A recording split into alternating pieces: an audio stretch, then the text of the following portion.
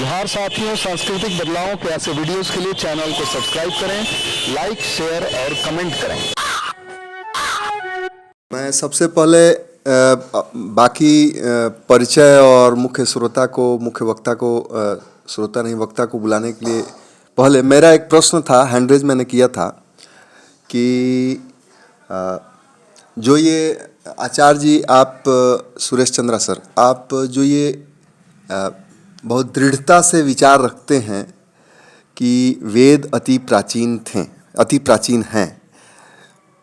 अब अनेकों जो वक्ता हैं उन्होंने अपनी बातें रखी हैं कि ये प्राचीन नहीं है, बिल्कुल नहीं है, लेकिन इसके बाद भी आप इस विचार को अगर रखते हैं तो कहीं ना कहीं आपके पास कुछ ऐसे सबूत या ऐसे तर्क होने चाहिए जो कि आपकी बात को सही साबित कर सके। मैं जानना चाहता हूं सुरेश चंद्रा सर कि आप क्या सोचते हैं कि आप जो कहते हैं कि वेद अति प्राचीन हैं, बार बार आप वेदों की व्याख्या करते हैं, बताइए सर। मतलब एक ही मैं भी बीच में बोलना चाहता हूँ कि सिर्फ दो अलग अलग प्रश्न हैं। एक है वेदों की प्राचीनता, यानी कितना प्राचीन है, और दूसरा वेदों में कही गई बातों के बारे में उसका विश्लेषण। ये दोनों मतलब मुद्दे अलग अलग है। तो राहुल जी का प्रश्न है प्राचीनता के बारे में पहले जी कि कितना प्राचीन है, इसका क्या तर्क है, क्या मतलब इसके प्रूफ है जी सर। तो प्राचीन होने के, अब कितना जी जी सुरेश चंद्रा सर। ऐसा है।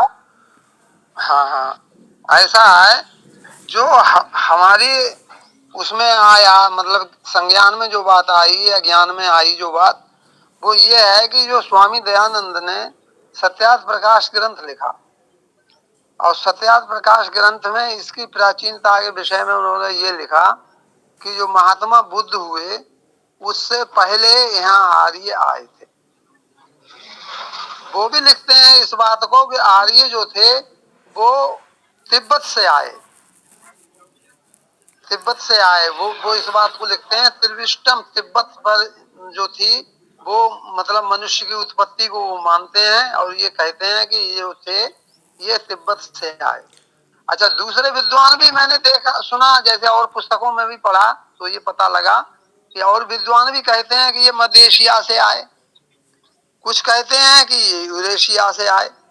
तो इस तरह से इनका आना उत्तर से है, इसको स्वामी जी भी मानते हैं कि ये जो थे इधर से आए। तो इधर से जब ये आए वहां, तो उनका स्वामी जी का ये कहना है कि आर्यावर्त जो है वो बांग्लादेश का हिस्सा, बंगाल जो पुराना बंगाल था वो, और बिहार, झारखंड, और अपना उत्तर प्रदेश, तिब्बत, और ये जो था यानी नेपाल, कश्मीर, और राजस्थान के साथ पाकिस्तान पूरा, और अफगानिस्तान, इतने क्षेत्र को आर्यावर्त मानते हैं वो, कि इतने क्षेत्र में आर्यावर्त हो गया, और दक्षिण में दक्षिणावर्त रहा, द्रविड़ देश मतलब जो था जिसको हम कहते हैं। और वो ये कहते हैं आर्य यहाँ आकर के अच्छी जमीन देख करके यहाँ पर बस गए, यहाँ पर युद्ध भी हुए, उनके इसको भी मानते हैं। और इधर से कुछ लोग दक्षिण में भी चले गए, हार गए होंगे युद्ध तो मतलब जो था कि दक्षिण में भी चले गए। तो इस तरह से वो इतना मानते हैं, और इतना वो ये कहते हैं कि यहाँ पर ये प्राचीन ग्रंथ है, और यहाँ पर जो थी वेदों की उत्पत्ति हुई। मतलब उसके बाद उन्होंने वो कोई ये जी उन्होंने कह दिया कि सुनो कि इस क्षेत्र में जो वेदों की उत्पत्ति हुई, तो उन वेदों में इन्होंने मतलब जो था, बाद में ब्राह्मणों ने बहुत से मंत्र बढ़ा लिए, और बढ़ा करके उनको अपने मतलब का हल करना शुरू कर दिया, मतलब जो था उसमें बढ़ा दिया। तो उसमें फिर बाद में जो ब्रह्मा विष्णु महेश ये तो मनुष्य थे, और जो थी इनकी उत्पत्ति को वो मानते नहीं, नकारते हैं। मतलब मुझे कहते हैं ये सृष्टि की रचना से इनका कोई संबंध नहीं है, सृष्टि तो पहले से थी यहाँ पर, और जो थी प्राकृतिक रूप से यहाँ पर लोग पैदा हुए हैं पहले, और वो थे।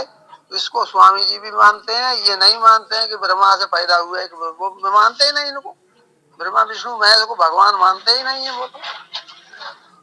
ईश्वर को ईश्वर निराकार, निर्विकार, ज्ञानमूर्त, अजय, आनंदकारी, सर्वशक्तिमान, ब्रह्मांड की शक्तियों का संयोजन, सबका ज्ञान रखने वाला परमात्मा है, वो ये मान। उसके बाद बुद्ध काल आया है, ये भी मानते हैं कि बुद्ध काल आया है। अब रही बात ये कि हम लोग ये कहते हैं जैसे कि संस्कृत जो थी वो मतलब समाज में क्यों नहीं, ब्राह्मणों ने संस्कृत अपनी भाषा रखी। बात ये हुई, इनका ये मानना था कि संस्कृत को यहाँ के लोग जान जाएंगे तो हमारा महत्व घट जाएगा। अपना महत्व बरकरार रखने के लिए इन्होंने संस्कृत को एक मिनट आचार्य जी, आप बहुत सारा टॉपिक इसमें डाल रहे हैं तो फिर बड़ा मुश्किल हो जाएगा उस बात पर टिकना। अनेक अन्य बातें आप डाल रहे हैं। मैं अभी तक यह सवाल का उत्तर मुझे नहीं समझ में आया, हो सकता है आपने दे दिया है, लेकिन आप मुझे जो सुनाई पड़ा यही सुनाई पड़ा कि आर्य कहाँ से आए और कितने बड़े क्षेत्र में थे। जो प्राचीनता के सपोर्ट में खाली आपने ये कहा कि जो ये थे स्वामी दयानंद, उनका मानना है कि यह प्राचीन है, मतलब मानना है, उन्होंने कोई इस तरह का जो एक आर्कियोलॉजिकल एविडेंस होता है या सर्कमस्टेंशियल एविडेंसेस होते हैं, किसी तरह के तर्क उसमें नहीं दिए, सबूत नहीं दिए। आपने कहा कि उनका मानना है कि ऐसा था, और आर्य फलाने जगह से आए, ये इस चीज़ में कहीं भी इस प्रश्न में कंट्रीब्यूट नहीं करता है कि वेद क्यों प्राचीन माना जाए। कहीं से आए हों, वो संस्कृत कहीं का भी हो, पर वेद प्राचीन है, इसके लिए अगर आप तर्क देते तो शायद मुझे समझ में आता। जी, ऐसा है। अब जैसे मैं बताऊं बात, उन्होंने भी अपने जो कुछ भी अध्ययन किया होगा, कुछ ग्रंथों का अध्ययन किया होगा, कुछ उन्होंने सबूत भी इकट्ठे किए होंगे, लेकिन ये देखिए हमारे देश में संस्कृति तो एक तरह से मिटी रही है। जो अच्छी संस्कृति है वो तो खत्म कर दी गई थी, और जो परंपराएं थी वो बहुत ही खराब प्रकृति की, मतलब जो परंपराएं थी वो चल रही थी। नहीं सर, फिर हम लोग फिर डायरेक्शन बदल रहे हैं सर। सुनिए बात, सुनिए पहले सुनिए। अरे सुरेश चंद्र सर, सुरेश चंद्र सर, पहले आप, तो ऐसा हो सकता है और हो क्या सकता है। मैं तो ये समझता हूँ कि अब भी खोजें हो रही हैं और आगे भी खोजें होंगी, हो सकते हैं। ऐसे बहुत से सबूत हैं जो हम लोगों को अभी प्राप्त नहीं हो सके, और हम लोग आगे जो खोजें होंगी तो और सबूत प्राप्त होंगे। तो इस तरह से मतलब जो है उन्होंने उस समय पर जो खोज की उस हिसाब से उनका मानना हो गया, वो उन्होंने लिख दिया। अब उसमें हम लोग और कर लेते हैं। स्वामी जी ने ये लिखा है अपनी थीसिस में कि अगर आगे चल करके और अधिक खोजें हों और खोजें होने पर मेरी बात अगर गलत साबित हो जाए तो फिर इस सभा को ये अधिकार होगा कि सब लोग मिलकर के उस पर विचार करके उसमें परिवर्तन कर लें।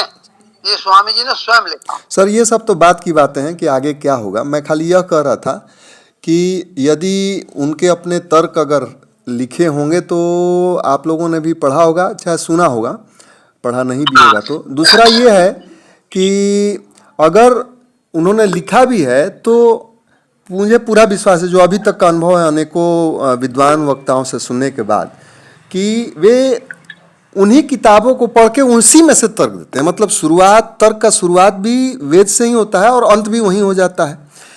जब आप एविडेंसेस देते हैं, सबूत देते हैं किसी चीज़ की सत्यता का, तो आप बाहर से भी देखते हैं कि बाहर से वो सही है कि नहीं।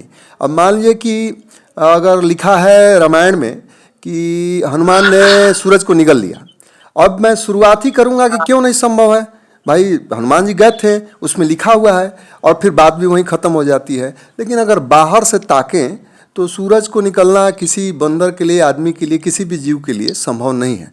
तो मैं ऐसे तर्कों की बात कर रहा था। ठीक है सर, अगर किसी को इस पे और कुछ बात रखनी हो तो रखे। मैं इतना ही मैं एक चीज कहना चाह रहा हूँ कि भाई हम एक संडे को रखेंगे। वो स्वामी जी भी कहते थे यही बात। हाँ आप कह रहे हैं, वो स्वामी जी भी नहीं कहते थे। हाँ, आदरणीय आचार्य सुरेश चंद्रा सर, मेरा निवेदन ये रहेगा कि एक सेशन इसके ऊपर रखा जाए, वेदों की प्राचीनता के ऊपर हम लोग एक दिन का सेशन रखेंगे, एक संडे को। अभी अगले संडे का हमारा वक्ता फाइनल नहीं है, तो अगर आप लोग सहमत हो, आप सब सहमत हो, तो हम यही भी करते हैं, अगले संडे को वेदों की प्राचीनता के ऊपर एक चर्चा ही कर ली जाए, क्योंकि ये अभी भी कंक्लूड नहीं हुआ। जो टाइम पीरियड है ये कंक्लूड नहीं हुआ है। जैसे स्वामी जी, जो स्वामी दयानंद जी ने कहा अपना एक दिया वो अनुमान, हाइपोथेसिस। लेकिन जिन ग्रंथों के आधार पर, हाँ हाइपोथेसिस, जिन ग्रंथों के आधार पर उन्होंने कंक्लूड किया, उन ग्रंथों का तो अध्ययन करें, एक एक इसके पीछे जाते जाएं, step by step, reference to reference जाते जाएं। तो इसके लिए लंबा टाइम चाहिए। तो अगर आप लोग सहमत, अगले संडे को हम लोग वेदों की प्राचीनता के ऊपर चर्चा कर लें, उसमें अपने जो मित्र रजाज हैं उनको भी बुला लेंगे। मैं अभी हम लोग आगे बढ़ते हैं। एक मिनट जनार्दन जी, एक मिनट। मेरा सबसे बड़ा कंसर्न ये नहीं था कि वेद कितने प्राचीन हैं। मेरा सबसे बड़ा कंसर्न ये है कि हम सभी जो यहाँ पे अभी आज मौजूद हैं और जो नहीं भी आज मौजूद हैं, कभी पहले मौजूद रहे हैं, या दैनिक जीवन में आम आदमी, पूरे भारत के लोग, हम लोग अपनी बातों में बिना इन चीज़ों को जाने समझे सर्टिफिकेट देते फिरते हैं कि ये चीज़ इतनी प्राचीन है। इस पे थोड़ा सा हम लोग अगर चाहते हैं कि सांस्कृतिक बदलाव हो, तो बिना एक्चुअली उसको रिसर्च किए, बिना उसके दूसरे पक्षों को सुने जाने, हम लोग को अपने तरफ से सर्टिफिकेट नहीं देने चाहिए। मैं खाली, मेरा कंसर्न, मेन कंसर्न ये जी सर। ये बिल्कुल, इस बात में मैं भी सहमत हूँ कि अति प्राचीन एक वेग टर्म है। जैसे हमको पीरियड की बात हमेशा करना चाहिए कि 2000 साल, इतना बीसी, जब एक टाइमलाइन जो इंटरनेशनली एक्सेप्टेड टाइमलाइन दी हुई है। जैसे बुद्ध का जन्म कोई ये नहीं बोलता कि कितना प्राचीन है, ये बोलता है कि 500 बीसी के आसपास जो उनका है उसको बोलता है। तो ऐसे ही मेरा यह आग्रह है, जो अभी हमारे सब साथी जुड़े हुए हैं, कि हमेशा आप लोग वेग टर्म मत यूज कीजिए। हमेशा प्रयास कीजिए, जैसे मान लो कोई बोलता है कि भाई गरीबी बहुत बढ़ गई है, तो गरीबी बढ़ गई है बहुत, इसका मतलब आपको परसेंटेज में देना पड़ेगा कि भाई आप बहुत किसको कह रहे हैं। क्योंकि जो केरला में गरीबी 1% से भी कम थी और कुछ जगह 15% है, तो आपको क्वांटिफाई करना पड़ेगा कि बहुत आप किसको आप बहुत कह रहे हैं। ऐसे ही किसी भी पुस्तक, किसी भी विचारधारा की प्राचीनता को हम बहुत ज्यादा एक्सट्रीमली ओल्ड, ऐसे टर्म से हम कुछ क्लियर नहीं होता। हमेशा हमको टाइम लाइन में बात करना पड़ेगा। इस बात से बस बिल्कुल सहमत हूँ राहुल जी के कि हमें टाइम लाइन, जब तक हम उसको क्लियर ना हो जाए तो अनुमान यूज कर समझने के लिए, या कि उसके बिना भी हम बात कह सकते हैं। बिना, सही बात है, हम लोग बिना राहुल जी, बिना उससे उन चीज़ों के टर्म के यूज के भी हम लोग बातें तो कर ही सकते हैं। जी जी जी।